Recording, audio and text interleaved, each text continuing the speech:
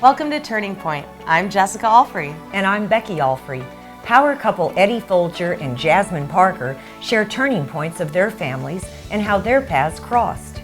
Ben Stein tells the story of how he met a real-life goddess. And later in the show, Dr. Frederick Echo explains why he chose to be a doctor. The world is turning, and there's a point to everything that happened.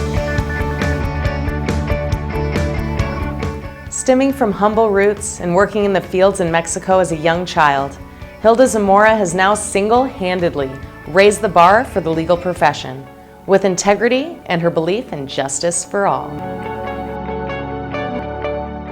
Hilda, tell us about the youngest turning point that you can recall.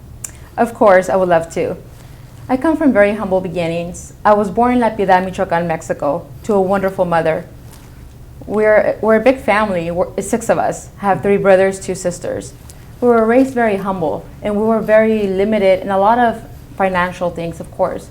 But one of the things that I can really remember is the values that my mother taught me.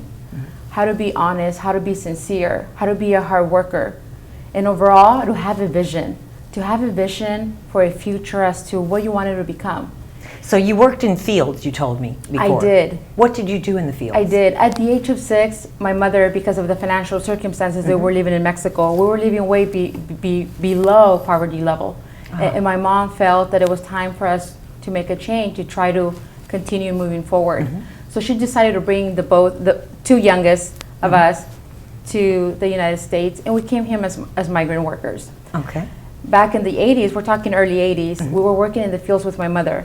I was probably 6, my brother was probably 10 at the time, 9 or 10, and we're working seasonal jobs, anything from Washington picking apples. Okay, to so Oregon. in the United States you were working in the United fields. States, correct. Okay. In Oregon, we will pick cherries, and then in Live Oak, near Sacramento area, we will pick anything plums, peaches, almond, anything possible. We'll always help my mom. And it was hard work. It was hard labor. I remember waking up at 4 or 5 in the morning to be in the fields by 6. And I remember we would leave the fields when it was sunset around 6, 6:30. So it was from sunrise to sunset. And your mother was right there next to you working. My mother was always there and was always being supportive and was always pushing us. But most importantly, I remember my mom always telling us and making sure that the situation that we're currently living or experiencing was just temporarily. Interesting. And I always thought of that. I knew that we were just paving our path to climbing the mountain and reach success. Okay. And even So though she gave you hope. Absolutely. That's awesome. And she encouraged. It's pretty ironic because even though she has a 3rd grade education in Mexico, she always encouraged education. And she knew that that was the only way that we could change our lives, through education. And she would always tell us that education was powerful because regardless of what your financial situation might have been or what you were going through or experiencing, society could never take away your education. And that's so what made the family support you more than the others in getting an education? Well, because you were the youngest. I was the youngest one. The rest of my brothers and sisters, they stayed in Mexico because we couldn't all come at the same time. Okay. Once we became legalized in the United States, it was little by little they were able to bring the rest of the other siblings over to the United States. But everybody else was older. Everybody else was more than 15 or 18 years old. Some of them were in their 20s. So it was harder to go back to school. Yes, and it was easier for them to just work and help provide my mother. My mother for a long time was a single mother. So she had to provide for 6 of us. So I think on the rest of my brothers and siblings, we all felt some type of responsibility to be able to help my mother and be able to help each other out. We grew very, very, very united, despite, again, having a lot of other needs financially. We grew very united. And they knew that perhaps their time had already elapsed to them going to school. They wanted to make sure that that didn't happen to me, and they wanted to make sure that I was at least the only one that would be able to become a professional or do something in life. So your first school experience was very funny, but very humbling when you told it to me. I began school in the United States at the age of 9, which would put me at a 3rd grade level. At the 3rd grade, I went into Oregon. That's where my mother was working. I went to Oregon State, and that's a middle school. I did not know how to read or write in either language. I did not know my ABCs. I did not know my numbers. I didn't know anything. I would sit there, I would take the bus, go to the classroom, and sit there. I don't recall ever talking to the teacher or the teacher ever coming to me and asking me if I needed anything. So my first week went by, I remember very vividly, and it was probably like a Thursday. I come back home to little cabins where my mother worked, and that's where we lived. And I went back, and my mom was infuriated. She felt betrayed. She felt I had lied to her, and that was not something that she had taught me. And she started to inquire as to why was it that I was missing school. I was puzzled. I'm like, Mom, you see, I take the bus, I come back, and I go to school. I was puzzled as to what she was referring to. Well, apparently she had received a phone call from the middle school that I had missed the entire week, and they were going to remove me from my classroom. In that very instant, my mom asked for a ride, drove me back to the school to figure this out. Well, it comes out that I was in school. Smart mom. Really? Amazing. And the teacher was able to identify me. Oh yeah, she's there every day. She's there every day. But what was going on, it was a language barrier. I didn't know my name in English was Hilda. Normally my name in Spanish, the H is silent. So you just say Hilda. Hilda. So Hilda was it was different. like you didn't know who they were talking about. Have you ever met a goddess?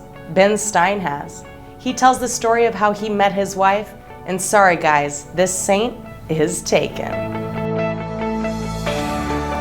One of the more important turning points is when somebody meets the love of their life. Can you tell us when you met your wife? And it's easy to remember. I met her at a July 4th, 1966 party, a black tie junior foreign service officers ball at the on the top floor of the State Department in Washington, D.C., watching the fireworks. I was with a girl I dated all through my senior year in college, rather, a wonderful, wonderful woman. And then I ran into this woman who was to become my life's companion. She was out on a date with a man she didn't know that well, but whom I knew a little tiny bit. And I fell in love with her at first sight. I could read her mind. When I asked her where she was from, really, in my brain, the word Idabel came to me, and she was from a small town in Oklahoma called Idabel, Oklahoma. And I read that in her mind before she even said it. That's incredible. Yes, I could read her mind, and I still can read her mind, and we can read each other's minds. It's amazing. Do you ever do that with have you done that with anyone else? Yeah, I can do it with a lot of people. Oh gosh. Okay, I have a clear head right now, so. Okay. Okay. So you also said something so sweet and beautiful about her. I'd love you to tell. She's a saint. She's a living, breathing goddess. She is, as far as I am concerned. What makes her a saint? Forgiveness, kindness, generosity of spirit, no malice, no anger. I mean, if I were to choose a person who I think embodies what it means to be a living God, it would be my wife. A living, loving God, it would be my wife. I've never met anyone like her ever in my life. She is the absolutely number one, finest, highest quality human being I've ever met in my life. No one else is even close. Is she your best friend? She's everything to me. She's everything.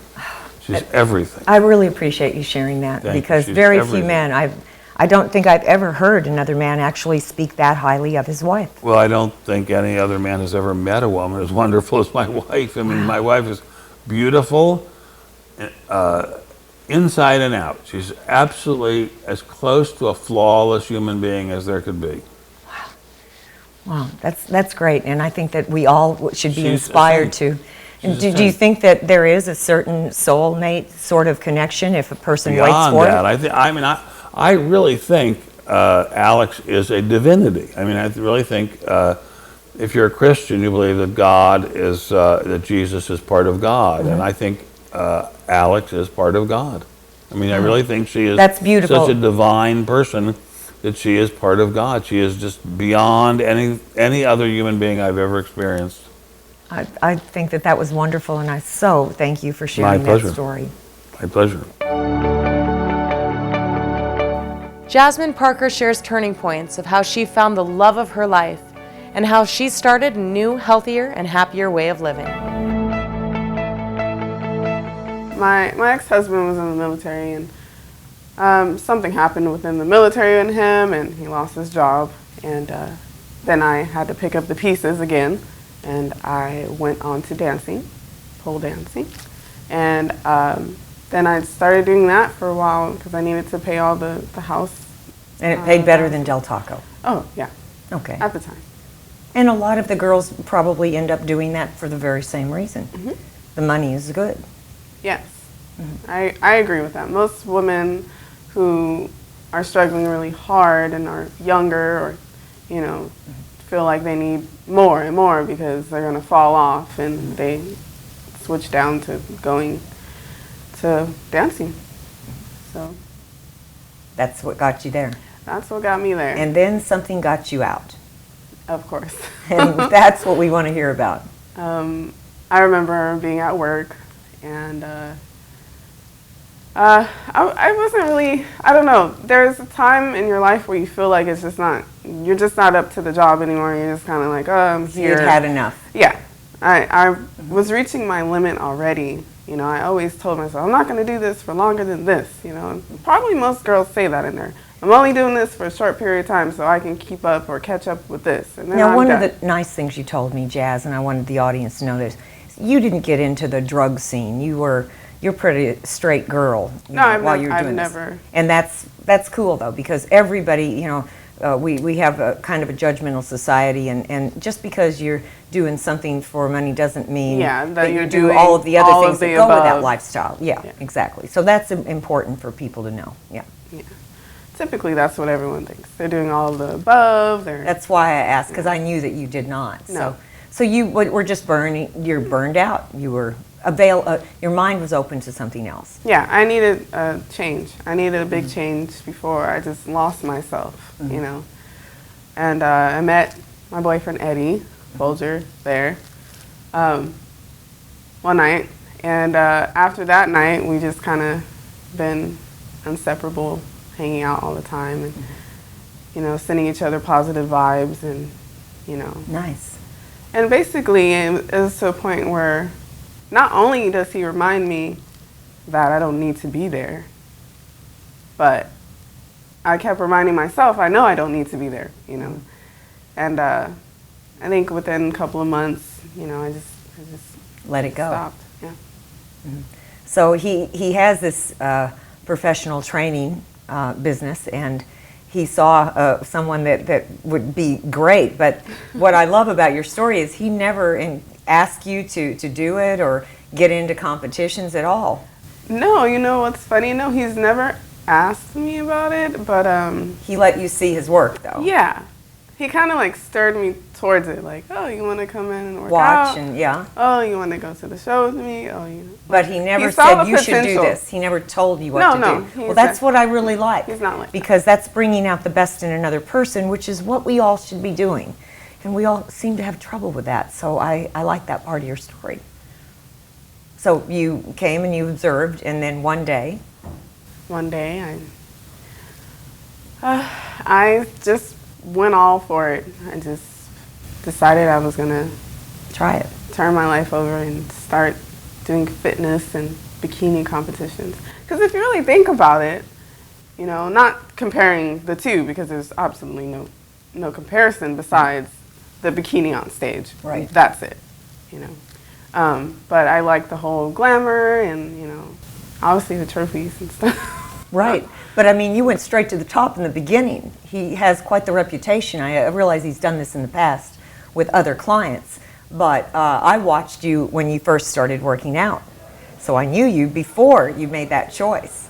And you were beautiful before, Jasmine. But I watched your body change. And it blows me away. And I know that it blows other people away. And of course, he had some really good genes he was starting out with you.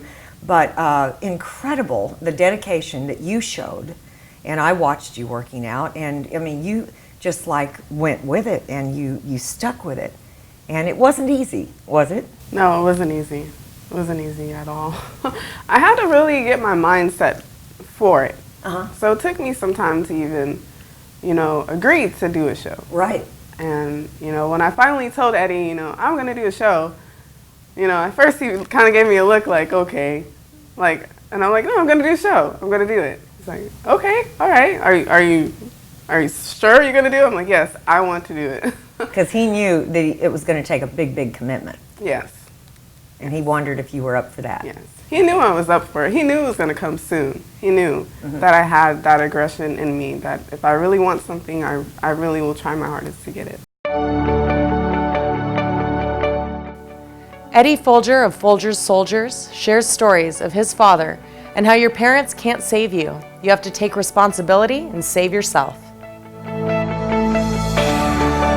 I was definitely at a dark time in my life when I remember my mom contacted me and said that my biological father was going to be coming into town and he wanted to see me. At the point in time, I was on meth all the time. That's how I lived Were my you in life. your 20s?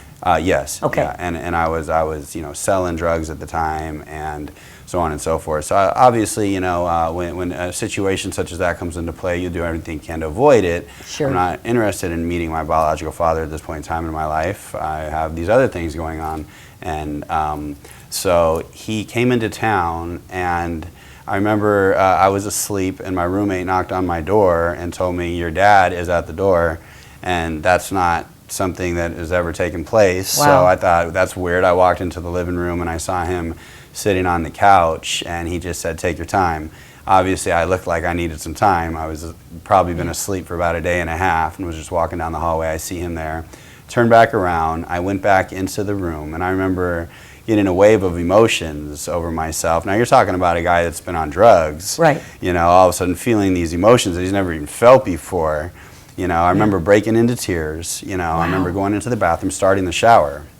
And, I think I probably crushed up some lines and packed a bowl and snorted some lines and smoked some meth. Wow. And took a shower and walked back down the hall. And, he said that he wanted to go and grab some lunch somewhere or something like that. So we did. He came into town. He wanted to take me on a hike for about 3 days, climbing a mountain. He did. He wanted Yes. to take you He wanted camping. He wanted to take me pretty much, and not camping. So I think we were just going to Well, climb, hike up 3-day a mountain or something like Right. that. Yeah, But he wanted to take you away for a while. He wanted to take me away To for a have couple a bonding days. experience. Yeah, that wasn't going to happen at that point in time No. in my life. No. So And where was he in his life? Had he done drugs, cleaned up? Which point of his at life? that point in time, he had told me that he was very deep into the program of Okay. Alcoholics Anonymous. Okay. So he was clean and sober. Yeah, and he has been for over 20 years now at this point in time. So he did tell me that he had a similar past and he could relate with some of the things, and maybe not on the same level that I was at. Did he but, apologize to you for not being there for you? I don't remember. Okay. I don't recall. I don't think so. Okay. But I think that I did tell him that I wasn't upset with him and that I understood, and that things don't always work out between men and women, and my mom did move across the country, with me, so it was what it was. I remember after he left, I think I ended up in prison not too long after that, and he would write to me, Interesting. and I remember the letters being very like, you're being selfish and you're living like this and you're living like that, and you need to be Judgmental like letters. this for your mom, That's and not you need to cool. do like this for your, and I didn't want to hear it at the time, and I remember writing him a letter back saying, look, if you're gonna preach to me when you write your letters to me, you can just keep your letters, Right. okay? So he apologized, and he sort of backed off a bit, but there was just never going to be that space that was never really going to be covered, because it just wasn't, I didn't have a need for it at that point in time. I was very messed up myself, so I wasn't looking for anything quality in my life. But you said something real key. You needed to save yourself. Correct. You were the one that did. I'm and the you one that did. needed to do it, yes. Yeah. So, you're an example of that, and that is, it isn't the parent's responsibility. No, it's We definitely not don't, the parent's and that's responsibility. just codependent behavior. And so it doesn't, that showed that whatever you go through with a parent, the ultimate it's the person themselves that makes a change in their life. I really believe that there becomes a point in time in everybody's life, where you have to start taking responsibility for your own actions. You got to stop looking back, and honestly, I don't really care what happened to you. I do. I don't mean it in Right. a cold I way. understand. But no matter what, you have to start taking responsibility for your own life. You Instead have of blaming others. Instead of blaming other people. Right. Absolutely. Yeah. Okay, I like that. It's a good attitude, and I have to say, you're so positive. Is this your real nature? I think so. I actually believe it is, just from what I watched you and your interactions with others. That's what I see. And you know, it's interesting to me because I know you had a lot of negative and criticism from the lifestyle that you were having, but you did not ever, you didn't turn around and become a negative, critical person. Yeah. Well, the man that adopted me, you know, my Yes. mom's husband, Stan Folger, you know, he had a lot of really good, you know, he was old school and he was a good guy, you know, and one of his things was attitude. You know, attitude is everything. You know, honesty he is the best influenced you. policy. Yeah, you know, so with those things, you know, I try to always keep my spirits up. I believe it's contagious as well. You know, if you have positive energy, then it's going to rub off on other people. And if you have negative energy, then it's going to rub off Exactly. on other people. So, Well, you're a great example. you know, I mean, it's interesting. I have a little bit of a balance. Not that beating anybody up is the answer, but there's definitely a bit of a hard nose to what I do and kind of a no BS approach at times, you know. Right, but that's staying the course. That's staying the course, you know. I like to and run teaching discipline. a tight ship because you know what? In the end, people want that from you. Exactly. That's what they need, you know. And if you're getting ready for, you know, whatever it is in your life, whether it's a bikini show, or you know you want to lose some weight for a wedding, Right. or you just want to feel better about yourself, they're Or you want to age gracefully. or you want to age gracefully, you know, they're depending on you to help them get what they want. Okay, and sometimes it's by changing what they do. Plastic surgery isn't always cosmetic. Dr. Frederick Echo shares why he chose to be a plastic surgeon and how making a difference gives his life meaning. There are a lot of women that after they've had children and they get a little older, they have some extra excess that in the tummy area, and they want to just feel perky and look younger. And tell us about the surgery that you do to help those women. Well, what pregnancy does is it expands the abdominal wall. And sometimes it also disrupts the rectus muscles, which are the six-pack muscles everyone loves to have. And after pregnancy, some of the weight goes away, but some of it stays there. And so a tummy tuck can be done to improve the shape and appearance of the abdominal wall. What that involves is taking away the excess skin and fat that's accumulated from pregnancy and not gone away. But it also involves tightening the six-pack muscles, because what can happen is that the six-pack muscles move away from themselves, from the midline of the body. And so as part of it, a real tummy tuck is pulling those muscles back to where they're supposed to be, and that contributes to giving the abdomen in better shape and appearance. Great. And also the breast augmentation, that is just kind of an option, but as you age, sometimes breasts do, in fact, need lifting, or if the woman feels like she Yes. would like to do that. Yes, there are multiple reasons to place implants in the breast. Everyone thinks about the person who wants their breast to be bigger. But there are people who are born with problems that cause one breast to develop and one breast not to develop, no breast to develop. There are multiple conditions that we use breast implants for. Sometimes it's because a woman has had babies and the breasts have become deflated. Sometimes it's because they've had cancer and part of the breast had to be removed. And so there are multiple reasons why you would use an implant. But yes, we do place implants in breasts as well. Okay. So also, let's go on to body reconstruction. You also do lipo, and you also work on arms, and so these types of surgeries are also often connected with bariatrics surgeries. That's correct. Patients who have undergone massive weight loss, by massive weight loss I mean anywhere between 80 to 200, 300 pound weight loss. Wow. What happens is when the person is bigger, as they get fatter, the skin has an ability to accommodate, and it expands and stretches. Well, when they lose weight, a lot of the fat goes away. However, the skin is left in a stretched and expanded state. And so these people tend to accumulate excessive amounts of hanging skin. And unfortunately, there's no other way to get rid of it but to cut it out. And so in these patients, there's often hanging skin of the abdomen, there's hanging skin of the arms, which can be as bad as looking like bat wings. Sure. Oh, my. And there can be hanging skin of the thighs, as bad as hanging over the knees. Wow. And so all these areas usually need to be addressed. And haven't they improved scar revision? I mean, aren't there products now that you're able to put on a scar and it fades much better than in the past? Isn't that another improvement? Yes, that is an improvement. Some of these, well, as plastic surgeons, we try to hide our scars. We try to hide the incisions. It's hard to hide a scar on an arm, I would think. It's a little more difficult, and you know, in the plastic surgery community, we generally say the scars on the arms are the worst scars. Well, so if somebody wants to get in shape and it's not hopeless, you can have bariatric surgery, and you can have all of the skin removed and start working out in the gym. That's correct.